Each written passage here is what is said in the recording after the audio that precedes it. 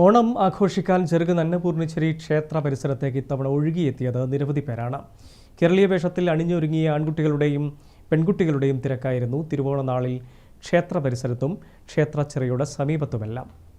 തിരുവോണനാൾ പുലർന്നതു മുതൽ തന്നെ കേരളീയ വേഷത്തിൽ അണിഞ്ഞൊരുങ്ങിയ ആൺകുട്ടികളും പെൺകുട്ടികളും ചെറുകുന്ന് അന്നപൂർണേശ്വരി ക്ഷേത്ര പരിസരത്തേക്ക് ഒഴുകിയെത്തി.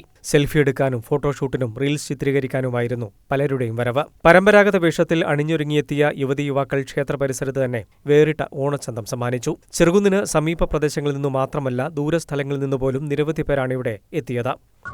ഓണം എപ്പോഴും നാട്ടിൽ ഭയങ്കര സ്പെഷ്യലാ. ഞാനിപ്പോ 2 ദിവസം മുന്നേ നാട്ടിലെത്തിയത്. ബിക്കോസ് ഓണം നാട്ടിൽ തന്നെ സെലിബ്രേറ്റ് ചെയ്യേണ്ടത്. ആൻഡ് നിങ്ങൾ കാണുന്ന പോലെ അമ്പലത്തിലാണെങ്കിലും എല്ലായിടത്തും യൂത്ത് ആണ്. സോ ഓണം എപ്പോഴും ഓണം നാട്ടിൽ തന്നെ സ്പെഷ്യൽ. പ്രത്യേകിച്ച് നമുക്ക് അമ്പലം, ഈ നാട്ടിലാകുമ്പോൾ അമ്പലം, ചിറ, ഇതെല്ലാം നമുക്ക് ഭയങ്കര സ്പെഷ്യൽ ആയിട്ടുള്ള കാര്യമാണ്. പാശ്ചാത്യ വസ്ത്രരീതിയിൽ നിന്നും മാറി കേരളത്തിലെ തനത് വസ്ത്രങ്ങളണിഞ്ഞാണ് എല്ലാവരും ഓണം ആഘോഷിക്കാനെത്തിയത്. മുണ്ടും നേരിയതും സെറ്റ് സാരിയും അണിഞ്ഞും പൂക്കളും ആഭരണങ്ങളും അണിഞ്ഞും ക്യാമറയ്ക്ക് മുന്നിൽ പോസ്റ്റ് ചെയ്തു. ശരിക്കും ഇത്തവണത്തേത് ജൻസി ഓണം തന്നെയായി. News bureau, Pazhayangadi.